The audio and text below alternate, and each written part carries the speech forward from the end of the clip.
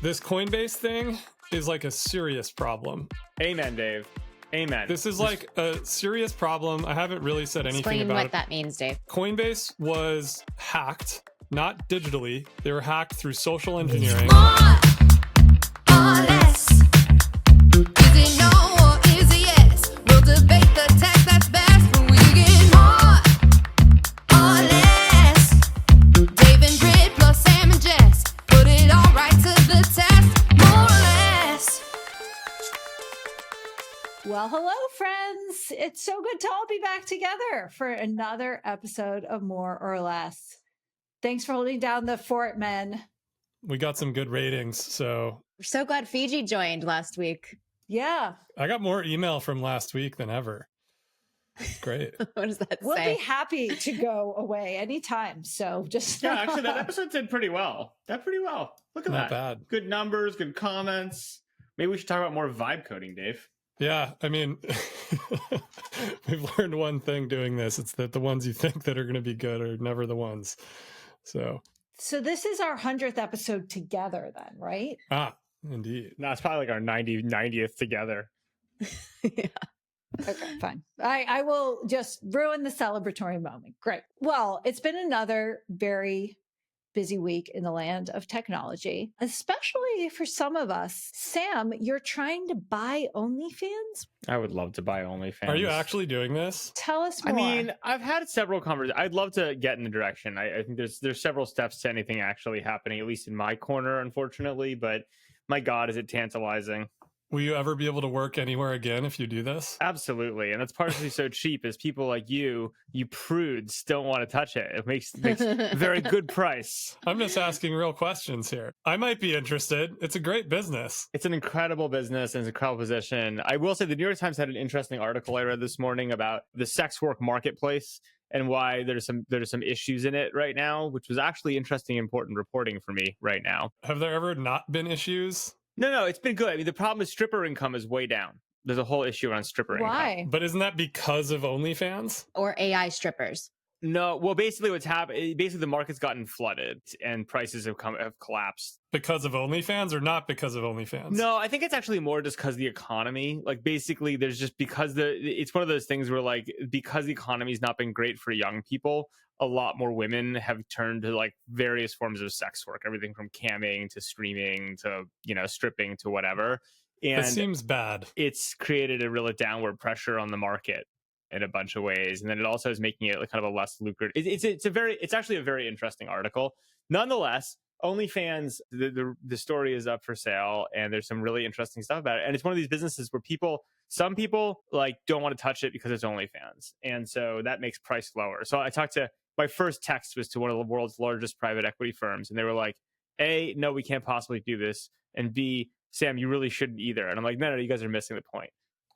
Well, this is an I do want to get into this, but We can get into it, but I'll tell you B too. The other thing is people are short OnlyFans because they have AI Google Gaga glasses on. And they're like, this is going away because it's all... But Wrong. that's wrong. Like Wrong. that completely misunderstands Absolutely where AI... wrong. It's like literally the opposite. Like AI is amazing for OnlyFans. So Truth. Would you like to explain how? Because I actually found it quite interesting how your view. let's go ahead, Jess. Just of the mere content factory creation nature of it, but you should explain it better. Well, there's a bunch of aspects to it, but the short version is I kind of don't buy that people are going to want the AI girlfriend straight up, or that's going to be like a dominant force over creators. Like there's this history of social media where people tell the story. I mean, I've written this myself where it's like, look, Facebook, your friends were more interesting than People magazine, right? And that's why you ended up with Facebook. It turned out that professional friends, influencers, are just better and more entertaining than your real friends. So they outcompeted your real friends for attention, right? And the question is like, what comes after that? And what comes after that? What comes after that? Yada, yada, yada. People end up with, and then the ultimate personalized, most engaging possible, funny, but is clearly the person that is like the AI synth that knows you the best and is your best buddy in your ear all the time, Samantha style from her. It's a plausible future, but I think what's much more likely to happen is that, you have human in the loop AI where you have real humans, real brands at the top, right? This would be the OnlyFans creators. And then all the AI in tech is basically gives you like a parasocial relationship that's higher value with real IP and with real people. And so this already happens like on OnlyFans.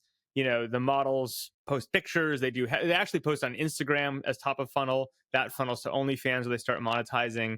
That funnels to direct messaging where they actually make all their money. And all the direct messaging is done by companies, right? And firms and chop shops in like Indonesia, right? Where what they do is What does they'll that take mean? It's like a customer service team. It's no different than any. Oh, it's not the real person. Oh. You want to have a customer service team that answers all your CS inquiries. All the CS comes in, which is basically where they make the money. And what happens is they'll be like, hey, OnlyFans model, we need you to take like a bunch of candid pictures, like in a car, you're shopping, like just take tons of candid photos. And they have like basically a content library. And they're like, oh, guy 37 messaged and asked what you're up to.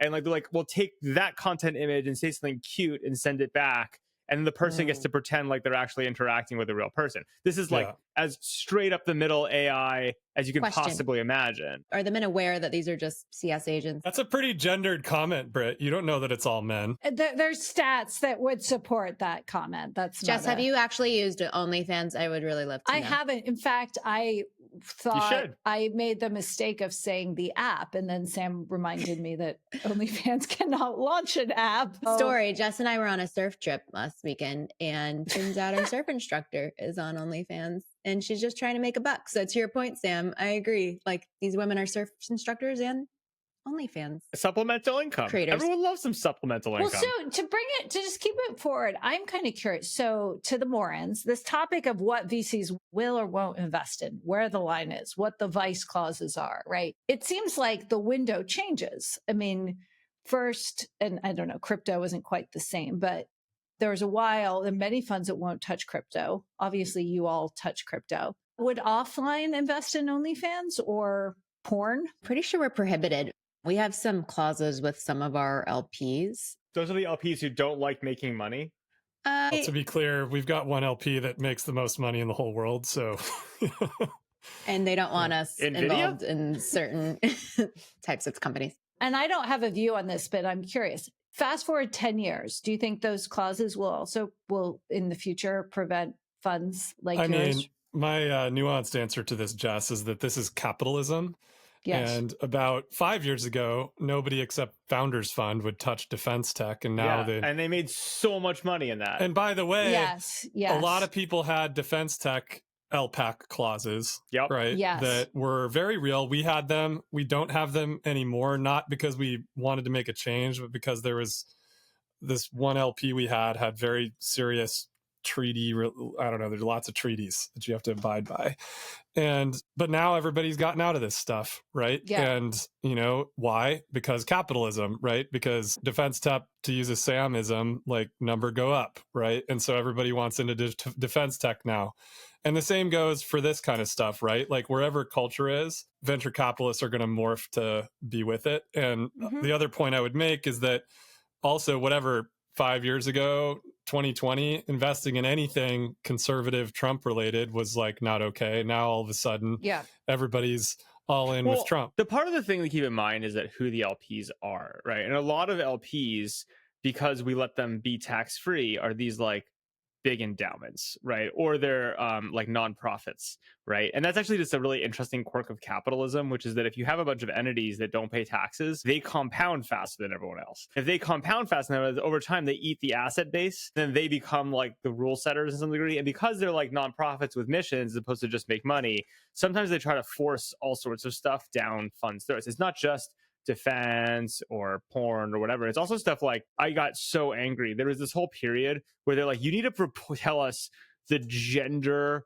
and sexual orientation breakdown of your founders. And I was like, what are you talking about? Like, no, like this is ridiculous. No? Yeah. Well, unfortunately, that's not what anyone said, including Slow for a while. We're like, fine, we'll do it. But I was like so pissed about it because I'm like, this is like, I don't believe in this at all. Like our job is to back the best people, right? But like you basically LPs are in the position of they're the check writers, right? And they do make asks or demands. And there's a spectrum between like a hard demand to like they'll just be mad, and those dynamics do change over time. Yep. Yeah.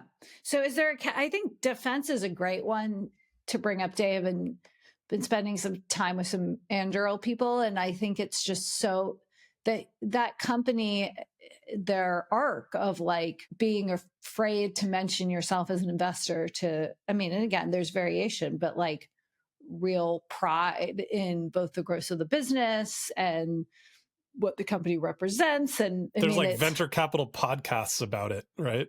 Yeah. All those venture capital podcasts. We should talk about venture capital. We should do a whole segment on that actually later. There's also stuff like Juul.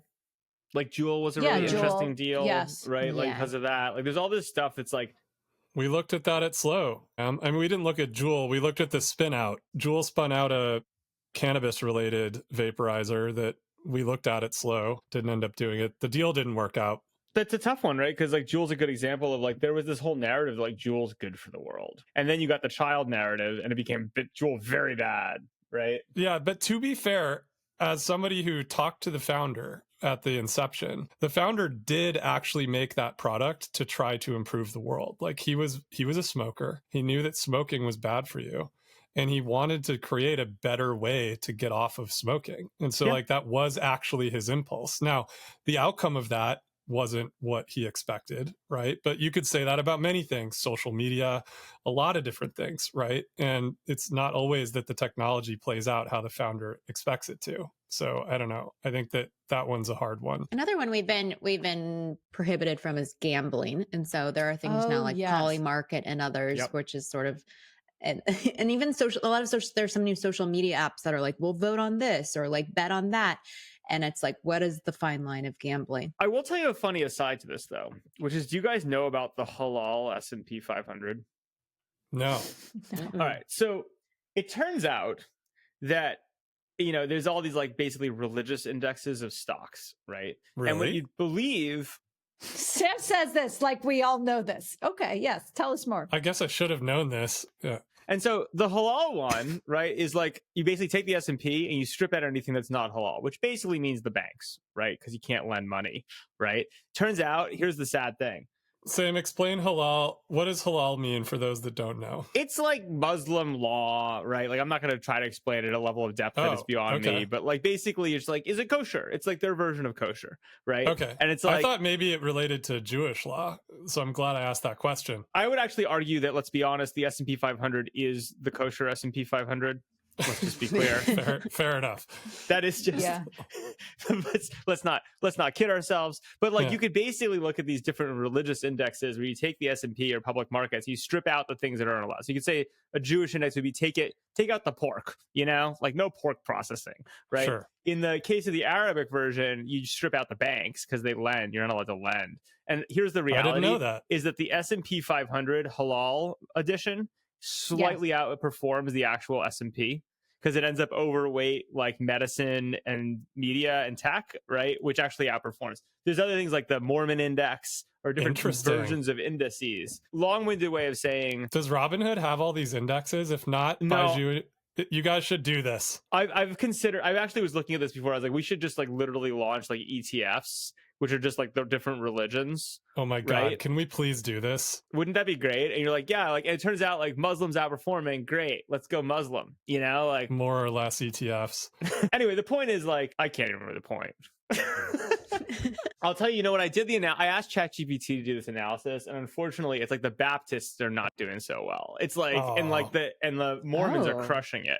So like, and it does kind of make sense. Like basically, you'd want a religion that's going to compound faster, right? Like that's good for the power of the religion. The Mormons are so good at compounding. It's like they build viral loops into every single aspect of what they're religion. Really good at is sales. It's like if you need to sell stuff, you talk to the Mormons because they literally take their 18-year-olds and put them through like intensive sale training and then send them around the world to sell like the hardest thing in the world to sell. And they come back as like master salespeople. It's true. Do you guys just back though, and we can move on to a next topic, but do we think like sports betting and prediction markets are going to go the way? I mean, I kind of thought they were going in the way of more legalization, but is that? I think everything is more legalization. I don't know about that. I mean, we're seeing a dramatic pullback in some areas, Sam. I mean, there's like there's a real conservative movement happening right now to clamp down on a lot of these vice-related things. I thought it was just abortion. They're clamping down on other stuff. Sam, okay, abortion is not a vice-related thing. I didn't say it okay? was vice. I'm saying that's the only thing I think they're clamping down on. Okay, I just want your opportunity to clarify that. No, I mean, Texas, passed a law this week requiring age verification at the operating system level, which, I think there were rumors, Jess, you know better than me, of Magnificent Seven CEOs calling the Texas governor asking for this to not happen. That actually kind of makes sense, though. Don't you think age verification at the OS makes more sense than like age verification on Facebook? I totally think it makes more sense. And I'll give props to Texas on this. I mean, it does seem like we need states and federal governments to force the operating systems to actually protect our kids. So I'm super down with it. I just think basically the whole child thing has been like a big Apple PR campaign against social media, which has always been crazy because you're like, you should be doing this. Like, this is clearly your job. You have the choke points to do it well and deploy it across. What do you mean the PR campaign? Which campaign are you referring Look, to? no, I'm just saying in general, like if you want to go screw up a business, what you do is you go make claims about like child porn and child safety, because no one will ever argue against child safety, right? It's like an unwinnable argument, right? So like the PR like Oppo style thing you do is if you're Apple, like Facebook, is you like incept a bunch of child stuff, right? And you're like, you bad people, child, and you're like, I can't do anything about it. But the irony of the whole thing is like it's a total PR. Obviously, the OS is the place to do this enforcement if you care about it. It's one of those things where I always found it fascinating that Apple and the community was able to like put the finger on Facebook or Google or Snapchat or whatever when it's like and like not have it boomerang back to Apple. But it seems like the boomerang back to Apple is finally happening. I really agree, Sam. Like if you think about it, so Apple resists this on privacy grounds. Resist what? I'm actually trying to make sure I understand what we're talking about. Age verification at the OS level. So at the OS level, presumably because it's at the OS, a parent is more likely to be involved, but of course there could be edge cases. But the OS level, verifying the age of the user of the device, and then that being the gatekeeper to apps and other things. And if you think about it, like you through permissioning anyone really can get access to the camera of a phone, to the microphone of a phone, to the contacts, to all things that are very, very sensitive and arguably more private and intimate than a date of birth. And so I do think it's right to call out Apple on this policy. Totally. But it's like, it's for 10 years. They've been somehow able to like Teflon this around and like boomerang it away from them, which has been wild to me. But I guess maybe finally it's coming home in a roost. Although I don't know. I think they all have responsibility. I think that, Apple does, Meta does, Roblox does, Fortnite does. Like the fact that like these parental controls are all rife with dark patterns to me is like an actual crime. And that you should be able to actually control these things and protect kids from them. But most of them you cannot. What I like about it, though, is that it's age 18. And like compared to what Meta's doing, which is like 13 and 16, these like teenage year things, like 18 is the age of adulthood, right? And so I think everyone should also align on what does it mean to have to do parental controls up until what age. And so like, I want to approve my kids' apps up until age 18 and all the other things that they're doing. And I think the one thing that this comes down to— Make it 21.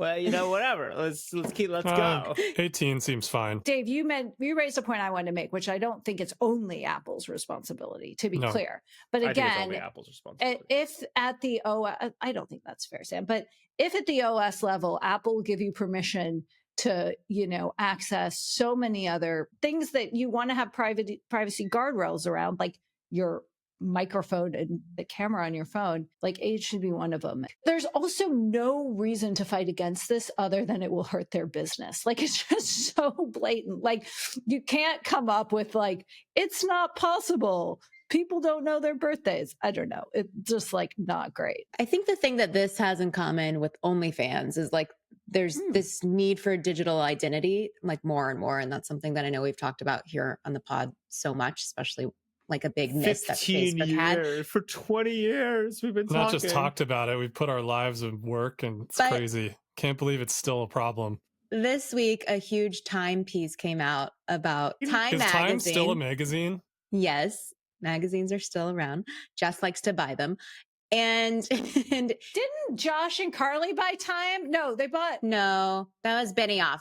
I'm sorry. Benioff bought Time. They bought Life. I'm sorry. Benioff bought Time. Has been trying What is to Time sell it. Life? That's a different thing. It was the company. It was the company. That's a network. Have any of you even read a physical magazine in the last year? Dave just bought Racket. I read Racket cover to cover every day. Back to my point, please. The same issue that comes out quarterly.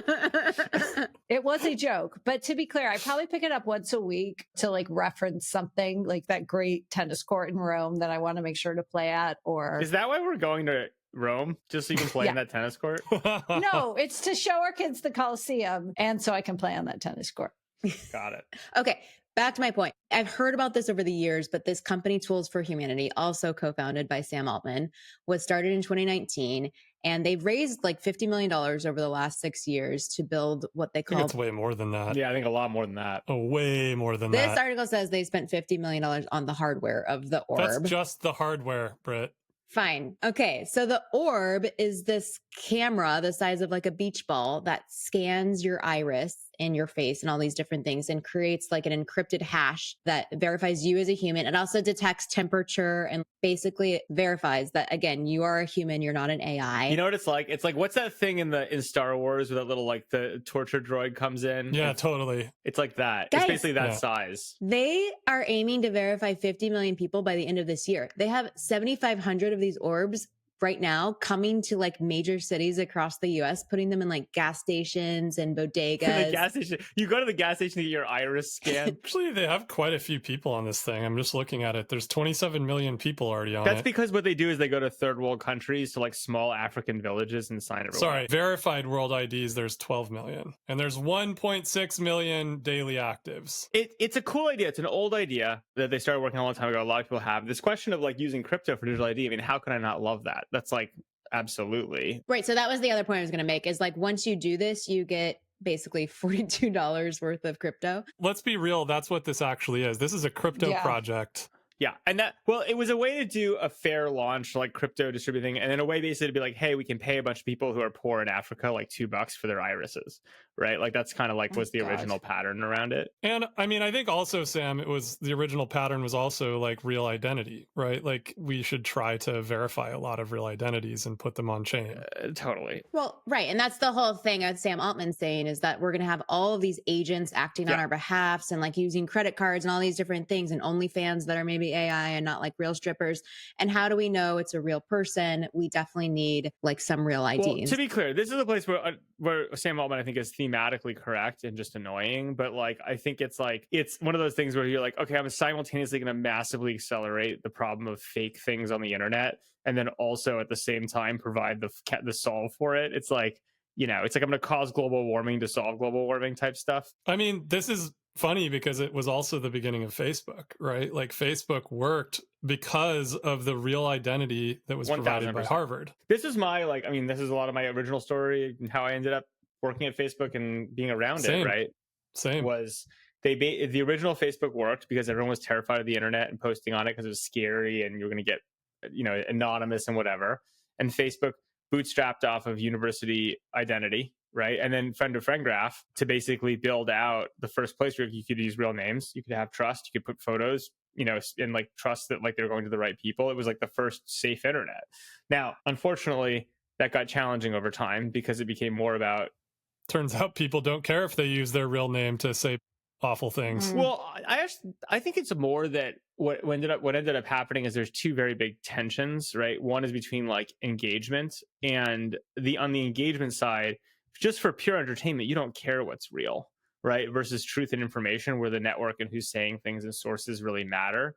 And it just turns out the internet's so good at entertainment and Yeah. pulls everything towards entertainment, where identity doesn't matter. What matters is lulz, right? That kind Fair. of basically subsumed the truth and identity narrative, and just there's no way to compete on it. I mean, I started the first identity product team at Facebook, and like that I think is a big part of the narrative. It's just like there was something way more powerful, which was called feed. So do you think that the calculus will change and people will care at some point? No. Is the ship sailed? Ship sailed. Well, here's the counter, actually, Sam, and I think you might actually like this, which is this Coinbase thing is like a serious problem. Amen, Dave. Amen. This is like a serious problem. I haven't really said anything Explain about what it. that means, Dave. Coinbase was hacked, not digitally. They were hacked through social engineering. One of their customer service centers abroad, outside the United States, was socially engineered, meaning people figured out how to convince the people that work in that customer service center to give them data about Coinbase customers. This includes people's real names, real identities, their home addresses, their driver's licenses, the photos they use to verify themselves. All of this is like a seriously bad, very bad problem. And nobody's talking about it because it's terrifying. I'm not even sure I want to be talking about it right now. But it's like a serious problem that, like, I think because it's so scary, nobody's talking about it out of fear. And Coinbase's response was like muted to mediocre at best. They did do the right business thing, which is like, hey, everyone, this is bad. We're doing this. But they showed almost no empathy to how much fear that they've injected into the system. And there's been almost no business effects for them. But it comes back to this whole thing, which is like, how do you verify someone's identity without putting their information at risk? So you're right that I love this, and I think you're 100% right here. This is where it matters. Like the entertainment stuff, whatever, that's a whole other dimension.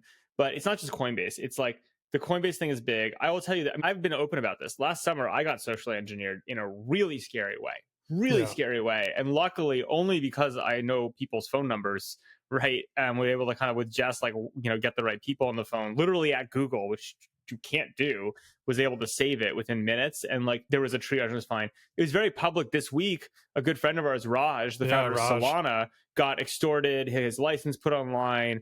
And then, people rolled up to his house. Like physical security in this age is getting really scary, right? I've had some issues with this, et cetera. And I think a lot of people have. And you're right that I think like basically, especially with AI, the fake DocuSigns, the fake bank stuff, like I'm terrified that I think even like JP Morgan, I don't know how they can do auth properly anymore. Right? Yeah, like, totally. I'm terrified of it. The fact that they do, most of the banks are like, call me on the phone. It's like all of that can be hacked right now, today. It's not even hard. Like you get on one AI voice API and you can replicate anybody's voice that's got any voice on the internet. And for what it's worth, this is the number one thing. The way I got socially engineered, for those out there, last summer, and I know other people have had the same attack, is you basically have someone call with a perfect Western accent, truly perfect the whole night, with a very credible story. And they do the bank thing. They're like, hey, I'm going to push you a notification to prove it's you. And then all of a sudden you push them your two off and you're fucked, right? And so like bank security is like really scary, right? We in trouble on that stuff for sure. I think that's where this kind of fits in, right? Like there's some combination of this world coin idea with zero knowledge proofs, maybe. I don't know. There's a bunch of weird esoteric crypto related technologies that can come together to make it possible for you to verify your identity without giving over your information. And that Coinbase or a bank or whoever knows that it's you, it doesn't really exist today in a way that's actually easy to use. Otherwise, everyone we just mentioned would already be using it. Right. And you've got policy issues, right? There are zero knowledge answers to this that people in the crypto community, isn't wrong. They've been talking about this stuff for 10 years. And actually, a lot of technology does exist. The problem is you need compelling use cases, right? And that was, I think, the idea of WorldCoin and user experience is can you make it so you just pay people to adopt these technologies? I think is like the fundamental conceit. And like, it's an interesting theory. I'm like skeptical of the implementation and what it actually ends up playing out as, but it's an interesting theory. But why wouldn't this work if Trump was like, all the DMVs are going to have an orb in them, and that's how we're going to do driver's license? I mean, if Sam Altman can get that deal. Well, I'm just saying, if it was more of a federally directed motivation, because we do want to protect the people of America and all of our banking infrastructure, et cetera, wouldn't that be a great way to do it? My response to that is we've also simultaneously got problems right now where all the international students have been banned from America or whatever. And now they're saying that they need to scan their social media. You and I both know that we had a founder who's from Australia that went to renew his visa and had to plug his phone into a American computer with the, I don't know which department, I guess it would be the State Department. His phone, all of the content in his phone was downloaded and then scanned for anti-Trump, anti-whatever sentiment before he could get his visa renewed in order to keep working on American innovation. And so you have that, I bring up those questions because they're fundamental questions of privacy and authentication of certain parts of your identity, and who should control that. Should the government, like who enforces it, etc. So two things. One is like in terms of the government doing this, like they do. This is my thing. Like 2 weeks ago when I was coming to the country, they don't even like, you don't even need to use global entry anymore. They literally just take a picture of your face and let you in. All the airports now are moving to that. So like, you know, when you're walking that long hallway in an international on the way in, their ability to just use cameras and be like, we don't even need to like stop you anymore. Like we're just face scanning you on the end. It's like clearly where we're going. It's just, you know, nothing new, science fiction 101, right? It's just, we're actually now there in that moment. And to Dave's point, I mean, like, look, if you look at the history, there's this very deep relationship between who can control records and information and power, right? So this is like the whole history of Bismarck, right? Like Bismarck and the social security and the early like increase in power of the state really all came down to like modern record keeping. What's right? Like, Bismarck? Ludwig von Bismarck. I don't think it. I think it was Otto. Otto von Wait. Bismarck, not Ludwig von. Oh my God, I'm losing my brain. Ludwig von Beethoven and Otto von Bismarck. Otto. Okay, I'm glad I could contribute. I'm here to just make sure that we clarify this for the listeners. Thank you. Who was Bismarck? Otto von Bismarck, the German ruler who created the modern state by instituting the first social security policy and was able to like do social insurance for the first time. Also did the first like national registries of Germans, I think. Again, this is 20 years ago. But the basic point is like there was this deep relationship between our ability to like keep records on people and our and power, right? Which isn't that why the census was built into the Constitution, right? But the census is like kind of like it's intentionally like about state power. This is about like, I know who you are, right? And like you think about the Chinese have a version of this. Like they have a crazy system that people report different things about how much they can like identify people and kind of, you know, manage their bank accounts and whatever. And people debate all sorts of things, but there's this like deep relationship. And a lot of what we're seeing play out right now is not, again, it's 20-year-old science fiction narratives, right? It's just, you walk through international, you know, border Minority control Report. And you're like, oh my God, we're here. Here we are. I kind of love it. I also want to walk into a store and it just scans me on the way in, so it knows me, and then it knows the credit card associated with me. And Isn't that what Amazon was doing? It was like Amazon Go, but with my iris. It's not that hard to pay, guys. You like wave your phone. Like it's just not that hard. You have to scan everything. I don't want to do that. But borders matter. Like last Sunday, I got a call and it actually showed up as Google in my phone, which I call Google a lot. Or people at Google a lot. So I thought my phone was accurate. And it was like this really nice sounding guy saying, we're reaching out. There's been these attacks on your account. Yep. No one was successful. I'm going to send you a link. You should update your password through. And I'm like, okay, I know how to update my password. Thanks. And How about no? Yeah. And I did update my password because why not? But then Sam pointed out that I should use more hardware keys, which I do use. Wait, so this was actually a real person? Like what you just described to me sounded like a hack to me. But That's you didn't hack. click on the link. No, it was a hack. I didn't click on any links. And by the way, he didn't send any links. So he clearly, like when I checked, there was no link sent. I was like, this doesn't make sense. I went on my own. I know how to update a password. I also went and I have these pass keys for all these accounts. Don't explain your security regime too closely publicly. Okay. Well, basically, this led to Monday or Tuesday, I'm back in the office and it took me 20 minutes to get in because it's all stored in my head now, guys. It's all in my head. What? And I was like, I mean, I use other services, but those services are only unlocked with things in my head. I've not written them down. I've not done anything. It's good. You're finally Ethan Hunt. And so I was totally late to a meeting, but you know what my reaction to this was? Mission Impossible. You know how there's all this talk about how we don't have to remember anything more and it's not good for our brains? It's our passwords that's going to save us because the only answer is going to be having to remember really long and complicated passwords. But here's the problem with remembering passwords is it's actually kind of dangerous to be the one that has the passwords because of what's known in the crypto world as a $3 wrench attack, right? So there was another story this week, right? Then what am I supposed to do? Someone else should have the passwords. You need multi-party, multi-auth, like webs of trust. Sam, because you're going to have to memorize my long passwords, which is you never will. It's just, you need multiple people so that you can't get $3 wrenched. Because like, I think this is the problem is like, this actually happened this week. There was a story that in the crypto community was floating around about this guy who was like basically held and tortured for weeks in a New York City, apartment for his Bitcoin password. Right. And that is the exact thing you're talking about, which is like the only answer is in your head. Right. And if someone knows that that's actually the only answer, it's in your head, like you're just going to get kidnapped, right? And so like Okay, this guys, is like, I forgot my passwords. Don't kidnap me. well, that's kind of my point. I think in this age of increasing lawlessness, I do think that like private security, personal security, how you think of this stuff is like dramatically getting more important on cyber dimensions, unfortunately also in the physical world as well. And like there are no easy answers, right? Because in some ways, like the last thing you want in the world is somebody like, the only person in the world who can unlock $100 million, this $100 million thing is Dave,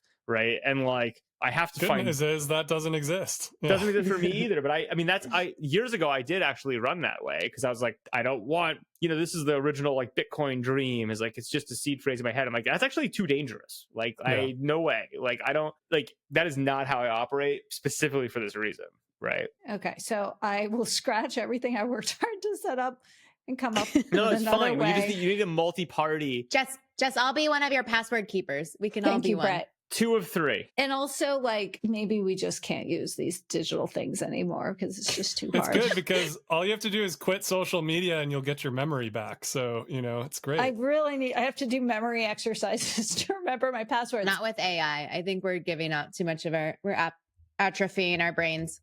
My memory is awesome these days, you guys. It's so wonderful. I would totally buy that, like, the future is fax machines, or it's like the Postal Service 6.0, and like we're gonna have couriers and like typewriters again, right, for important stuff. Unfortunately, they don't have jobs anymore, so we're gonna have to come up with something else. Maybe it's drone couriers. Carrier pigeons. The modern carrier pigeon.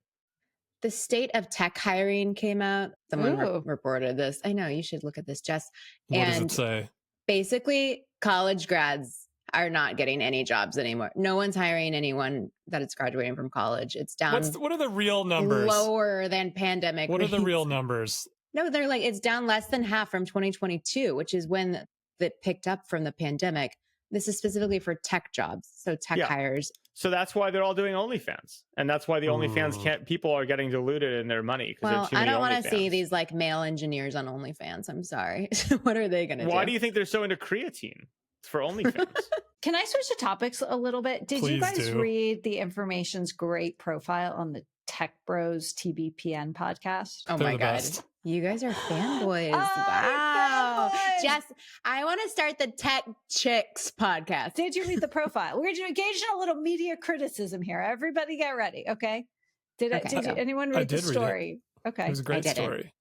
Great. I loved how well you described what was it, kvetching and hanging out in the sauna. Abe Brown. I didn't even touch that story. Deep in it. When I read everything significant before it goes out, and I said, no notes. I have no notes. I think the fun question is, who would have thought that in 2025 TechCrunch would become a podcast? Like, that's, to me, is what's the most interesting no, but it's not. It's thing so about much it. smarter than TechCrunch. No, I know, but there's no other daily. I think the smartest thing that they did was identify that doing something daily creates this incredible opportunity for everything in the industry to pop up into, right? And so they've created kind of one of the only real-time what's going on right now in tech streams. And that used to be TechCrunch 10 years ago, but TechCrunch is long since dead. And there hasn't been a version of this. So I don't know that I would have called it. So props to them. I can tell you why I signed this story, Dave, and why I'm also really interested in the reaction, which I'll summarize in case you guys didn't see it. But I have been so impressed. The TBPN has real traction. There are many days when my social feeds are dominated by their video clips. And I think in an era of like how you build a media business, they have a playbook for them that works super, super well. And they've executed it by being a place where you two fanboys can go on and, what do they say, Sam? VC yaps about venture capital, right? And you can share your views and you can get it across quickly. And by the way, you can have a great clip that's timely and in the conversation that you can use for social media. And I think it's a really, really interesting property. I also think it is part of this trend of people like yourselves preferring to talk to sort of informed industry people instead of journalists, which, by the way, I don't think is all bad, right? It's just the reality, right? There's so many different distribution channels. And I do think it's really important that we also have people who are incentivized to ask the kind of tougher questions. But I don't think that's a knock against them at all. And I think they've built incredibly informative and entertaining platform that they've executed really well. So of course we wrote the story that points many of those things out. And it was so interesting because like so many people were like, look at the information. They're so pissed about getting disrupted and they don't get it. And I was like, I'm not in the business of assigning 3,000 word stories on things that I don't think are important. You know, when we decide to like cover a whole weekend edition with a story, we don't do it because we're trying to bury that we're being disrupted, right? We do it because it's important. And I actually take pride in being, I think, the first outlet to really write about them at all, because I think they are really important and others will follow. And so I thought that was just such a sort of weak and pathetic reaction to the piece. But then there are a lot of smart people and many people in comms, like some of the smartest tech people in comms, who thought the piece was executed well. And then lastly, what I think was really cool is how Jordy and the team there too, just kind of like milked the piece for like all the attention and like memification that they could get. They're geniuses at this. They had Abe Brown, who wrote the story, and the weekend editor on, and they were like, journalist talks about article, right? I mean, it was just super funny, right? They were I liked how they said, Sam, you came on and said, like the Chiron said, seed investor says, don't be a seed investor. I love going on their show. But I think the interesting is that this is that they're like, no one actually watches this show, right? What they watch is the clips, right? Totally. I don't know. I listen to it. I'll listen to it. Live? Not live. I'll listen to it on my drive. I'll listen to it on my drive home sometimes. I think what they did to your story, Des, is exactly their entire strategy, which is the right strategy, which is they're like, look, they basically create a thing where they go on for hours a day, which is really smart because it means from a booking perspective, people like me can just pop in, right? They're like, hey, you want to pop on? I'm like, sure, I'll pop on. It's like unlike CNBC, which is like 24 hours in advance and what are the topics? It's so lightweight. You do it because it costs you nothing. And then you get clips out of it. And like their entire strategy is get you to distribute the clips. And so they're basically doing that same strategy with the information as their version. Like it's basically the same strategy recursed, whereas they know that the value is the clips they can take out of the media context, not the media itself.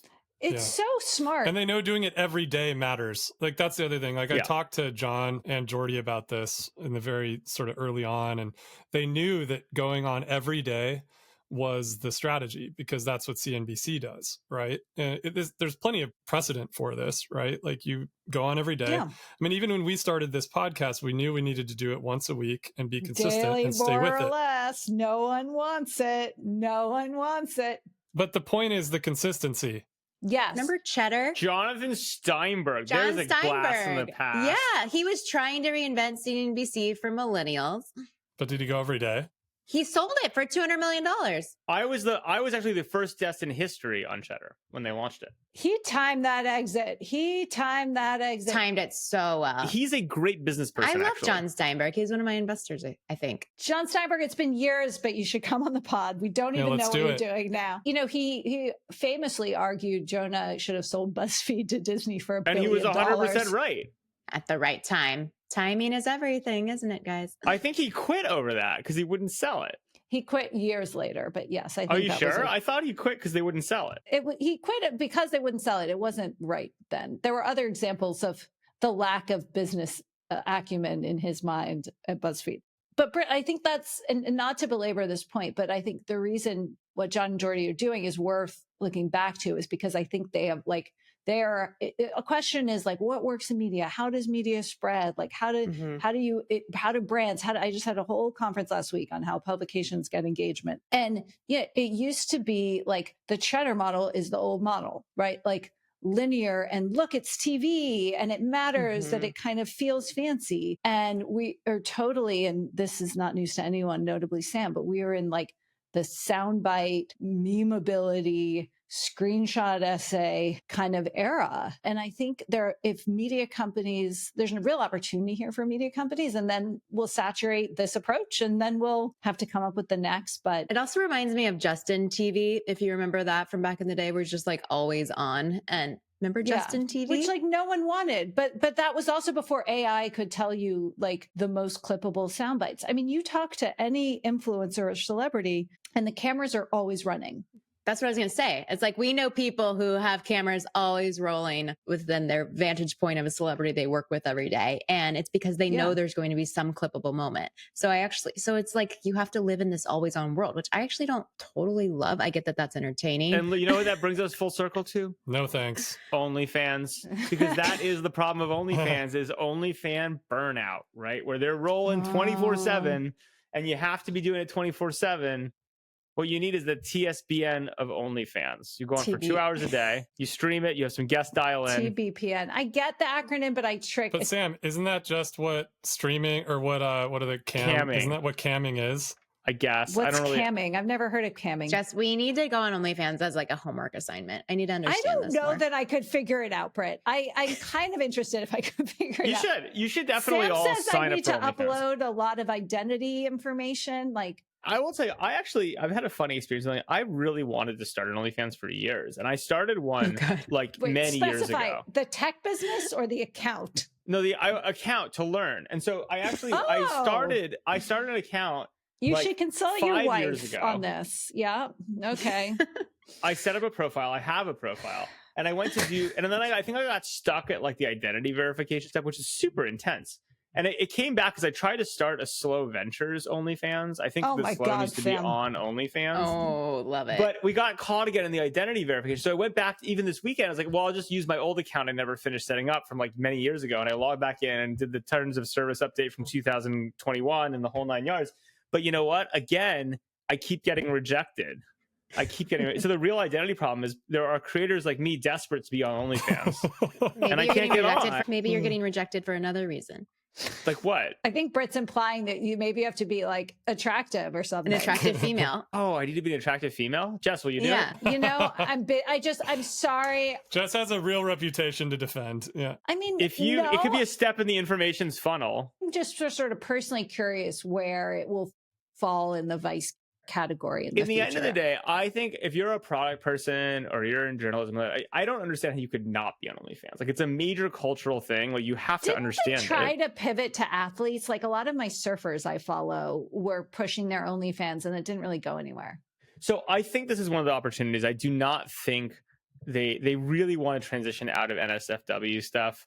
And they've been trying for a while, and I don't think they've quite been able to pull it off. You I think can't. there's better. That's not possible. I actually think there is a way to evolve it. I also not think the under reality the is same brand. the market. No, I think you can. I also think the market is coming. Yeah, I also think the reality is this stuff is getting destigmatized so quickly that it's fine. Like, there's a curve to destigmatization, which makes it possible for it to go broader, from my perspective. I think the curve's hard to predict. It might be a curve, but how fast it bends and when is not. I don't see like porn becoming vicey again, personally. Yeah, I think we're going to get desensitized, especially with AI porn of all of us going on the internet soon. I think we're all desensitized. Okay, so we're back to OnlyFans. What else happened this week? Did you guys see the Information's Apple story? Good story. Wait, is it about the iOS, all the operating systems getting renamed? Because this is a new branding moment. Let me explain it quickly, Britt, and then we can get to your branding topic. But our new, but was previously at the Information reporter, Aaron Tilley, and one of our reporters out of Hong Kong, Wayne Ma, published this really interesting in-depth piece about Apple's ambitions in satellite internet, including a lot of details about Project Eagle, which is not really a creative satellite name, if you ask me, which was a long simmering but scrapped home satellite internet project, which was killed because it would have killed their relationships with the cell carriers. So it was still important to them. Also, some amazing detail about their conversations with Elon Musk and SpaceX over using Starlink, where apparently Musk gave them a 72-hour deadline to accept or reject his proposal. So anyway, It was a great read with lots of awesome Apple detail, and kind of reminded me, which is obvious, but like the roads that a lot of companies, including Apple, like really, really, really go down. I mean, this obviously wasn't, Project Eagle was not like the car project, which I think was Project Titan, but I can't remember. But it is interesting to learn about the things. It does work. I was actually pretty amazed by how well it works in Alaska. I find it inconsistent. Like, I find it has worked for me. It's also not worked. But anyway, but Britt, on to the other Apple news. Okay. We're close to their big developer conference. This is huge news, everyone, except for it's not, but kind of is. So instead of calling it iOS 18, 19, 1200, because the new iPhone's coming out every year, a new iOS is coming out every year, basically they are now going to rebrand all of their operating systems based on the year it is today. So What? iOS 25, iOS Guys, 26. it's a yearbook. Welcome to your OS yearbook. In 2025, Apple finally became Microsoft. Right. So we're going to go from, I think we're on iOS 18 right now, but soon it'll just be iOS 25. And then we're it's just like going to go Windows linearly. 95. I don't get it. This is Wait, but this is different from like Mac Sierra, Mac Mavericks. How many people spent like years coming up with this? Probably a lot of meetings. How many It's hours? like how many people are like they're the VP of turning the things into years. I think it was probably a contentious debate knowing what I know about Apple. So there you have it. And yeah, Developer Day on June 9th. So we'll see if they have any AI news. I guess they're not a century company because like what are they going to do in the year 2300? I mean, or 20 what comes next? 2000 2100. Can they go back to 00? It's like they're just not thinking long term enough. Good point. They're Sam. going to have I a like Y2K problem. that. You're going to have to reset the OS. So I guess the company just won't last that long. Jess, the last thing I also wanted to mention is that CPG is seeing some interesting traction. So Hailey Bieber's company just sold today to Elf Cosmetics for $1 billion. And this was something built in 3 years. I think that like celebrities like selling things for exactly $1 billion. They feel like I that wasn't that like actually the agree with Hello you. Sunshine thing too. Hello Sunshine and also Rare Beauty. I think everything they're like, oh, we know what the Hollywood people don't want. You know what they want? $1 billion. Right? It doesn't matter what it is. That's It's true. just- the number is all that matters. Taylor Swift's original music albums are apparently up for sale again. So we'll see if she For sells $1 those. billion. That's what I'm saying. I think that could be a good price tag. Where is Taylor Swift? She's in Miami now. she's hiding. Yeah, no, Travis has preseason training, so she's there with him. I'm not Oh, a stalker, okay. don't worry. And Interesting. and David's protein bars, which should be a sponsor of this pod, also just raised $75 million. What?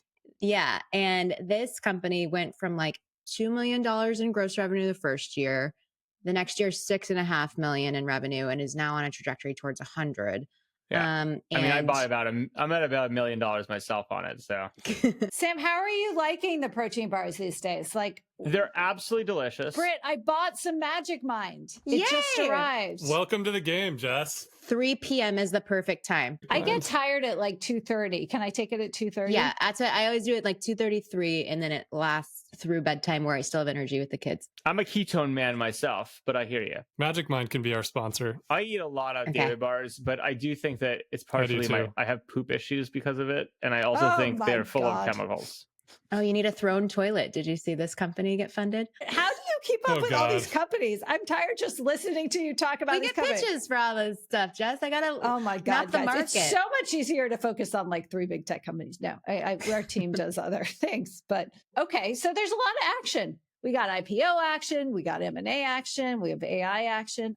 We got Mormon ETFs, iris scans I of think it's going chevrons. to be a bump in summer. Let's see. Well, guys, we should probably bounce soon. You know, it's a big night for the lessons because it is our second grader's culmination product. Oh, and nice.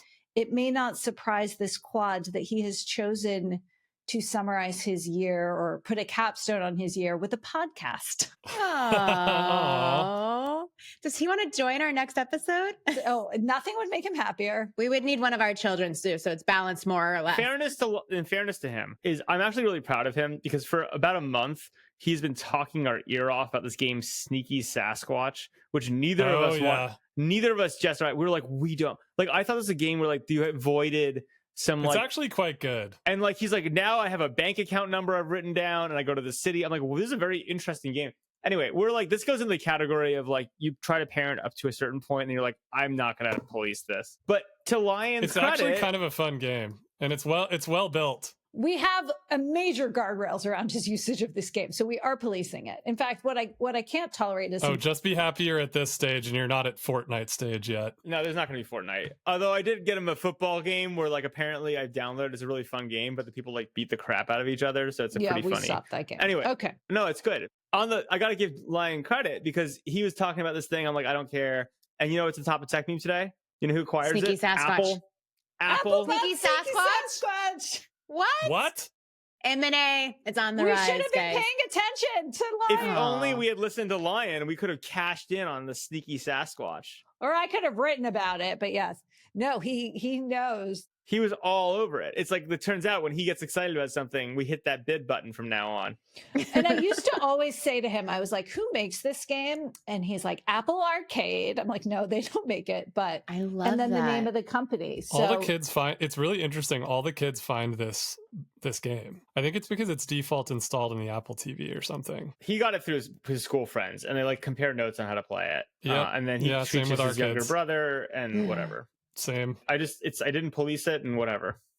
we did. We put guardrails around it. Doesn't have endless sneaky Apparently sass. he's skiing in it and playing like golf. I like literally he showed it to me once, and he was like running around the woods avoiding like people and eating trash, and now he like is a golf champion in it. Yep. And Apple bought it. You can surf too. He knows the way to my heart. He's like, Mom, it's a surfing game. It's great. All right, I gotta go do work. Okay, friends. To our listeners and viewers, thank you for listening as always. It's like we don't know why you show up, but hi. Thanks for being We here. love your ideas. Summer's a great time for Talking about guests. sneaky Sasquatch M&A. Sneaky Sasquatch does sound Oh a my God. little bit Guys, like an stop OnlyFans talking. thing. Guys, let Jess do the closing. Shut up. Go, Jess. Thanks, Britt. You got to look out for me. Let's just thank everyone. We'll see you here next week for another episode of More or Less. Bye. Bye. Bye. If you enjoyed this show, please leave us a virtual high five by rating it and reviewing it on Apple Podcast, Spotify, YouTube, or wherever you get your podcast. Find more information about each episode in the show notes and follow us on social media by searching for @MoreOrLess, @DaveMorin, @Lesson, @JLesson, and as for me, I'm @Brit. See you guys next time.